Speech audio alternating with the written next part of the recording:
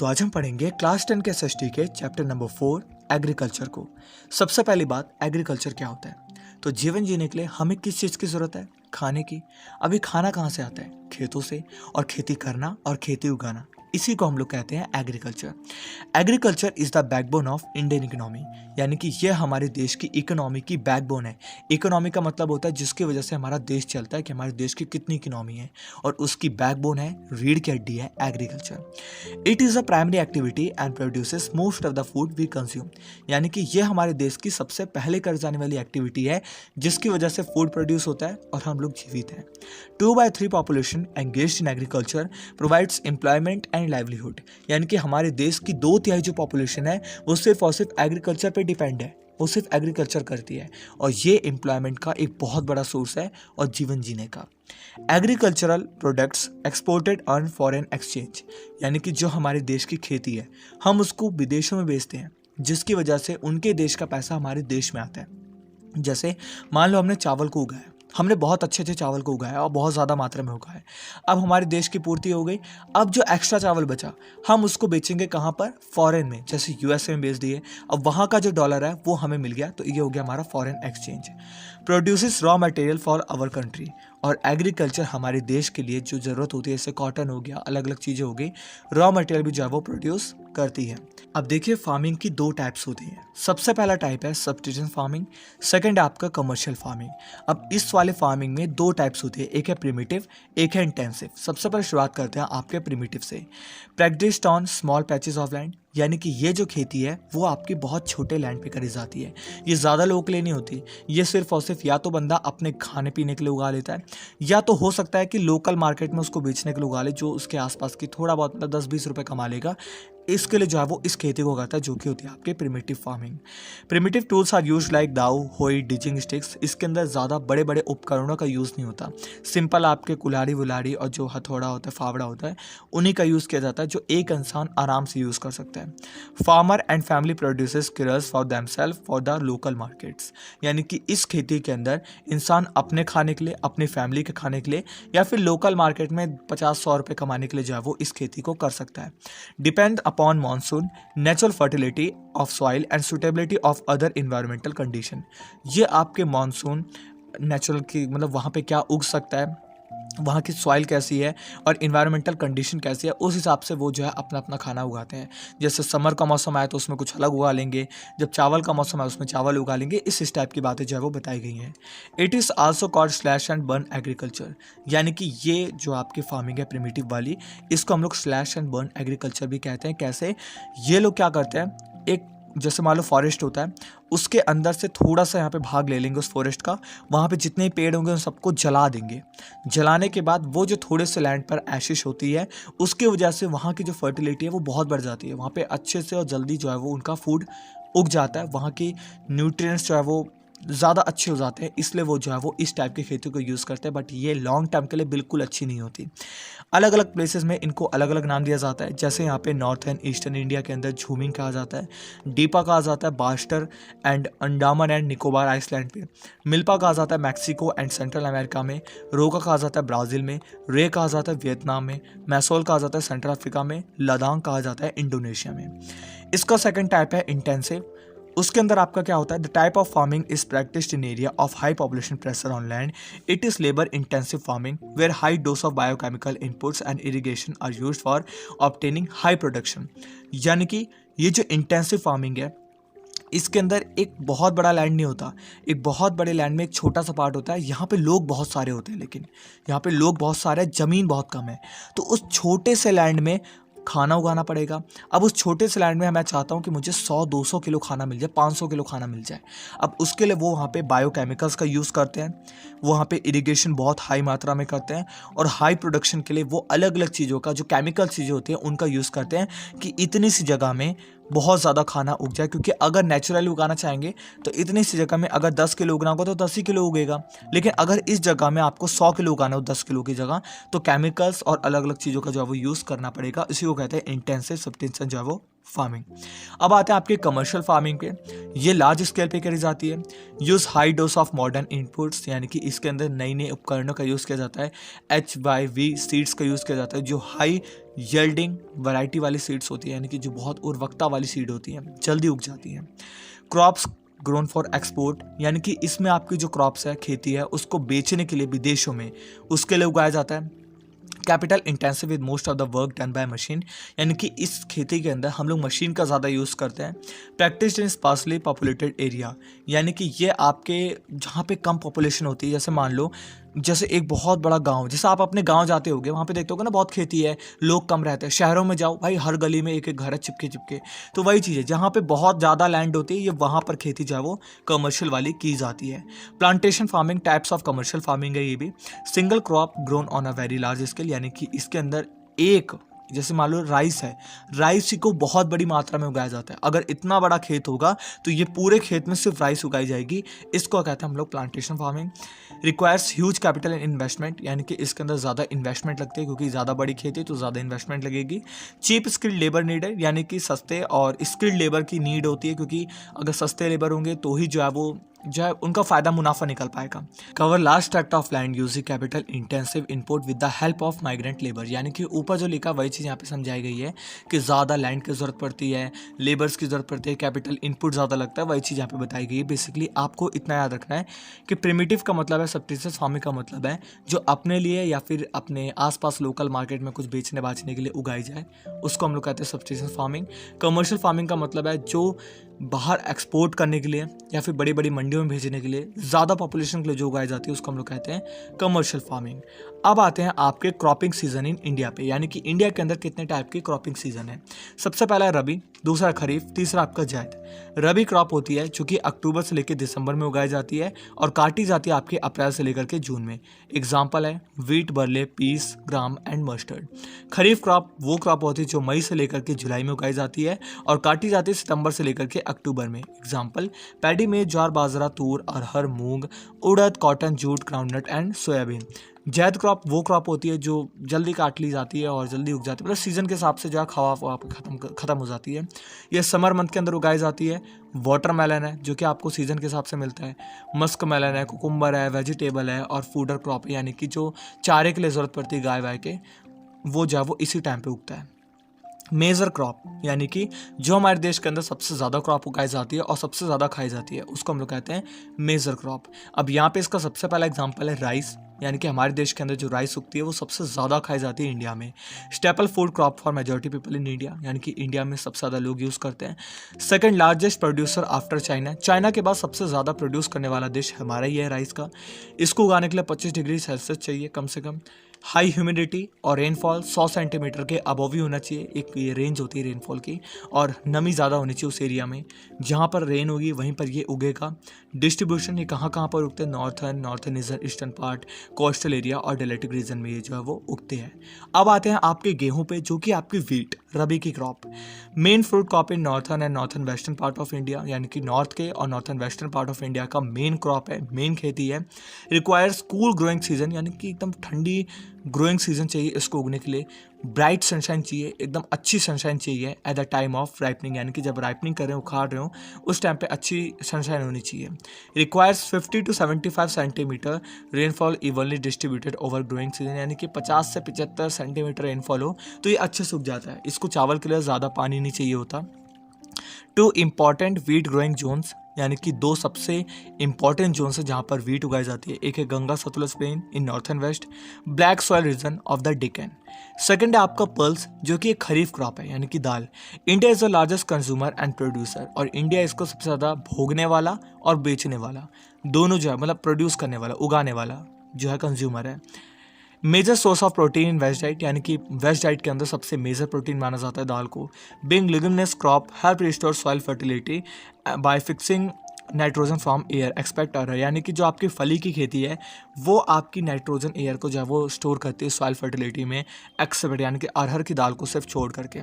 Need less moisture and survive even in dry condition, ये less moisture में भी उग जाते हैं और ड्राई कंडीशन में भी आपका जो है ये दालें सर्वाइव कर सकती हैं। Mostly grow in rotation with the crop MP, UP, Rajasthan, Maharashtra and Karnataka, यानी कि ज़्यादातर ये आपके मध्य प्रदेश, उत्तर प्रदेश, राजस्थान, महाराष्ट्र और कर्नाटका में उगाई जाती है। अगली आपकी मेज क्रॉप, जो कि आपके खरीफ की क्रॉप है। Crop used as both food and fodder, यानी कि ये जो मेज़ होती है ये आपकी खाने के लिए और चारे के लिए भी जो है वो उगाई जाती है। रिक्वायर्स टेम्परेचर बिटवीन 21 से 27 डिग्री के बीच में उग जाती है। Grows well in old alluvial soil, जहाँ पर आपका एलुवियल सॉइल होती है वहाँ पर ये उग जाती हैं अच्छे से। यूज़ ऑफ मॉडर्न इनपुट, यानी कि इसको उगाने के लिए मॉडर्न इनपुट्स का भी यूज़ किया जाता है, जैसे HYV सीड जो हाई उर्वरक वाली बीज होती है उनका यूज़ किया जाता है। इरीगेशन इसमें जो है वो आर्टिफिशियली की जाती है। हैव कंट्रीब्यूटेड टू मेज प्रोडक्शन, यानी कि ये आपकी मेज प्रोडक्शन को इंक्रीज कर देता है, ये जो एक्स्ट्रा चीज़ हम यूज़ करते हैं केमिकल्स की फॉर्म में। UP, AP, MP, Karnataka, Telangana, Bihar, यानी कि उत्तर प्रदेश, आंध्र प्रदेश, मध्य प्रदेश और कर्नाटका, तेलंगाना और बिहार में ज़्यादातर जो है वो उगाई जाती है। अब आता है आपके माइलेट्स, जो कि खरीफ क्रॉप है, जो कि हाईली न्यूट्रिशन क्रॉप होती है। Ragi very rich in iron, calcium, mother, यानी कि रागी के बारे में बताया गया एक्चुअल में, और ये आपकी उगाई जाती है HP, AP, JK and Sikkim में। Jowar, rainfall crop, mostly grow in moist area, यानी कि ये जो है वो रेनफाइड क्रॉप है, यानी कि रेन वाली क्रॉप है, नमी वाली एरिया के अंदर उगाई जाती है और इसको हार्डली होती है, ज़रूरत नहीं पड़ती ज़्यादा इसको इरिगेशन की। ये ज़्यादातर आपके महाराष्ट्र में, AP में और MP में उगाई जाती है। बाजरा, ग्रोल वेल ऑन सैंडी और soils, shallow black soil, Rajasthan, यानी कि ये आपकी जो बाजरा है वो उगाया जाता है सैंडी सॉइल में, यानी कि जो आपके एक तरीके से मान सकते हो बालू वाली जो सॉइल होती है उसमें मान सकते हो। शैलो ब्लैक सॉइल में उगाई जाती है। राजस्थान, यूपी, हरियाणा और गुजरात इसका सबसे बड़ा एक्सपोर्टर है। Ragi is a crop of dry region and grow well on red black, मतलब ये जो है सॉइल का बताया गया कहाँ कहाँ पर उगती है। ज़्यादातर ये उगाई जाती है, आपकी सबसे बड़ा एक्सपोर्टर है HP, AP, JK, Jammu Kashmir और सिक्किम। इसके बाद आता है आपका शुगर कैन पे, जो कि एक खरीफ क्रॉप है। ट्रॉपिकल एज वेल एज सब ट्रॉपिकल, यानी उष्ण कटिबंधीय, उपोष्ण कटिबंधीय, ऐसे कुछ करके आपका जो है वो वहाँ पर उगाई जाती है।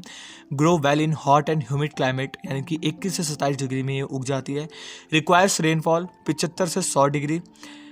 Can be grown on variety of soil, needs manual labour from sowing to harvesting, यानी कि ये वैरायटी ऑफ सॉइल में ही उगाई जा सकती है और इसको काटने से लेकर के उगाने तक में ज़्यादा मैनुअल लोगों की ज़रूरत पड़ती है, यानी कि लोगों की ज़रूरत पड़ती है इसको उगाने में, क्योंकि ये गन्ने की खेती है।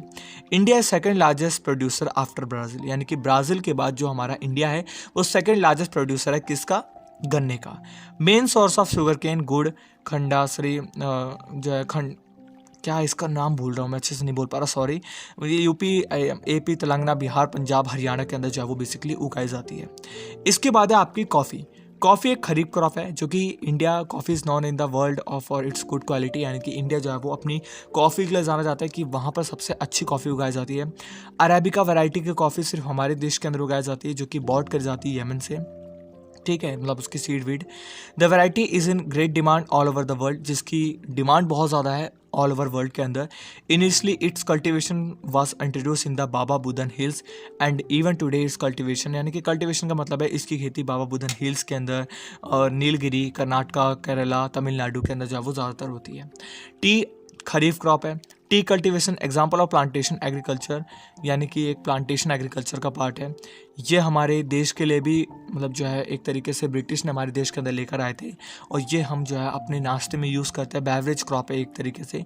Grows in tropical and sub tropical climate and the deep fertile well drained soil rich in humus and organic matter, यानी कि ये जो खेती है वो आपके वहीं पर उगेगी जहाँ पर रिमझिम बारिश होती रहे। ऐसा नहीं कि एकदम से सूखा पड़े या फिर एकदम से बारिश हो, रिमझिम बारिश की ज़रूरत पड़ती है। T bushes require warm and moist free climate through out the year, यानी कि टी को उगाने के लिए वार्म यानी कि थोड़ा सा नमी वाला और मॉइस्ट एरिया जो है वो ज़रूरत पड़ती है पूरे साल उगने के लिए। Evenly distributed frequent shower ensure continuous growth of tender leaves, हल्की फुल्की शावर होती रहे तभी ये जो है इसकी लीव अच्छे से उगती है। Tea is a labour intensive industry, it require abundant cheap and skill labour, यानी कि टी जो है वो आपकी एक तरीके से लेबर वाली इंडस्ट्री है जिसके अंदर एबंडेंट, सस्ते और स्किल्ड लेबर की जो है वो ज़रूरत पड़ती है। Oil seeds and horticulture. अब देखिए ऑयल सीड की बात करें तो groundnut kharif crop accounts for half of major oil seed production in India, यानी कि जो ग्राउंड नट है वो अपने इंडिया की half of the major oil की नीड को जो है वो पूरा करता है। Linseed and mustard are rabi crops, और लीन सीड और मस्टर्ड हमारी रबी क्रॉप्स होती है। Caesium is a kharif crop, ये सब नाम याद कर लेना। सीजम कौन सी खरीफ क्रॉप होती है। Rabi crop in southern India, rabi crop कहा जाता है इसको साउथर्न इंडिया के अंदर। Castor seed is grown as both rabi and kharif crop, यानी कि कास्टर सीड जो है वो आपका बोथ रबी और खरीफ क्रॉप कही जाती है। Oil seed production 12% of total crop area, यानी कि जो 12% टोटल क्रॉप एरिया होता है उसमें उगाई जाती है हमारी oil seed. Most of this are edible oil uses as cooking medium while some as raw material in production of soap, cosmetic, environment. यानी कि इनमें से ज़्यादातर जो ऑयल है वो तो या तो हम खाने के लिए यूज़ करते हैं, कुकिंग ऑयल है, या तो हम जो है साबुन, कॉस्मेटिक या फिर अपने जो है सामान को बनाने में जो मेकअप वेकअप का होता है उसके लिए यूज़ करते हैं। हॉर्टिकल्चर की बात करें तो ये एक तरीके से आपकी वेजिटेबल फ्रूट्स हो गए जिसको हम लोग खाते हैं एक्स्ट्रा में भी और यूज़ करके भी खाते हैं रोटी के साथ। हमें देखो गेहूं से काम नहीं चल जाएगा, चावल से काम नहीं चलेगा, सब्जी की भी ज़रूरत पड़ती है। Included cultivation of fruits and vegetable, यानी कि ये जो है खेती की जाती है फ्रूट और वेजिटेबल की। India is the second largest producer after China. China के बाद सबसे ज़्यादा प्रोड्यूस करने वाला देश हमारा ही है। India is a producer of tropical and temperature fruits, यानी कि इंडिया जो है वो एक तरीके से मान सकते हो मतलब जो है समय के हिसाब से, सीज़न के हिसाब से जितने भी फ्रूट्स होते हैं उनको उगाने का काम जो है वो इंडिया ही ज़्यादातर करता है। Oranges and oranges of Nagpur and Jammu Kashmir and HP. Bananas, जैसे यहाँ पे एग्जांपल बताया जा रहा है, bananas on Kerala, Mizoram, Tamil Nadu, Maharashtra. India produces 30% of world vegetable, यानी दुनिया के अंदर जो 100% वेजिटेबल उगाई जाती है उसका 13% सिर्फ और सिर्फ हमारी इंडिया के अंदर उगता है। Important producer of P, onion, cabbage, tomato, potato and brinjal, यानी कि हमारा इंडिया सबसे बड़ा प्रोड्यूसर है किसका? पी का, अनियन का, कैबेज का, टमाटो का, पोटैटो का, ब्रिंजल का। बट टमाटो को लेकर के अभी सीन हो गया था, ठीक है। नॉन फूड क्रॉप्स कौन कौन से हैं, यानी कि जो खाए लायक नहीं होते लेकिन उनको भी उगाया जाता है, ये होता है आपके फाइबर क्रॉप्स। फाइबर क्रॉप की बात करते हैं, रबर क्रॉप होता है, कॉटन होता है, जूट होता है। फाइबर क्रॉप में आएगा आपका कॉटन, जूट, हेम्प, सिल्क, यानी कि जो आपका कॉटन है वो भी आपका फाइबर क्रॉप है जो हमारे खाने के लिए नहीं होता लेकिन यूज़ के लिए होता है। Rearing of silk worm from production of silk fibre is known as sericulture, यानी सिल्क वॉर्म को पालना। कुछ लोग सिर्फ और सिर्फ एक कीड़े को पालते हैं, किसके लिए? सिल्क को उगाने के लिए, सिल्क फाइबर के लिए, तो इसको हम लोग कहते हैं सेरिकल्चर, याद रखना। Rubber, equatorial crop but also growing tropical and sub tropical area under special condition, यानी कि ये आपका इक्वेटोरियल क्रॉप है, कहीं पर भी उग सकता है बट ये आपका कुछ स्पेशल कंडीशन में उगता है। Requires most and humid climate and rainfall for more than 200 centimetre, इसको उगने के लिए 200 सेंटीमीटर से ज़्यादा बारिश चाहिए। Temperature about 25 degree Celsius, 25 degree से ज़्यादा टेम्परेचर चाहिए। Rubber in an important industrial raw material, और रबर हमारी इंडस्ट्री के लिए सबसे इंपॉर्टेंट होता है। Kerala, Tamil Nadu, Karnataka, Andaman and Nicobar, Garo hills of Meghalaya, वहाँ पर उगते हैं। India rank 4 among world natural products, यानी कि जो हमारा इंडिया है वो रैंक 4 पर है नेचुरल प्रोडक्ट को उगाने में। Cotton, cotton is one of the main raw material for cotton textile industry. Cotton textile industry के लिए सबसे मेन रॉ मटेरियल है कॉटन ही, क्योंकि कॉटन के बिना कॉटन टेक्सटाइल इंडस्ट्री नहीं है।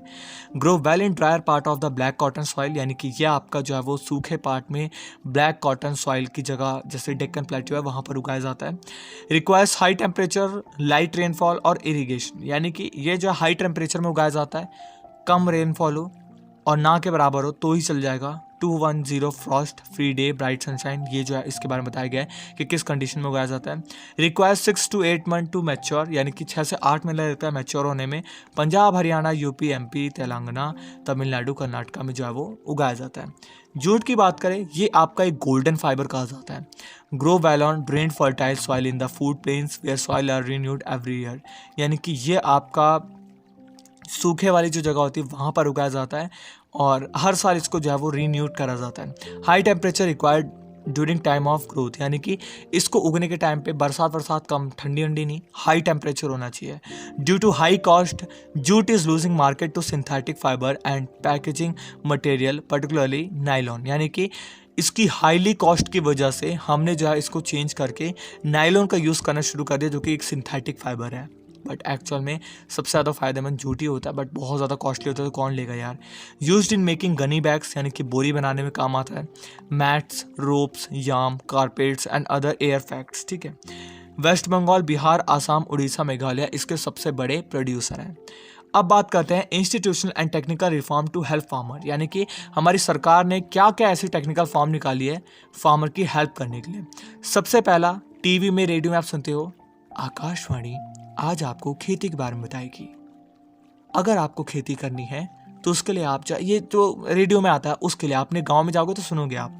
Provision for crop insurance, agriculture, drought, flood, cyclone and disease, यानी कि उनको इंश्योरेंस प्रोवाइड करना अगर ड्राउट आता है, सूखा पड़ जाए, फ्लड आ जाए, साइक्लोन आ जाए, डिसीज़ आ जाए कोई, उसकी वजह से।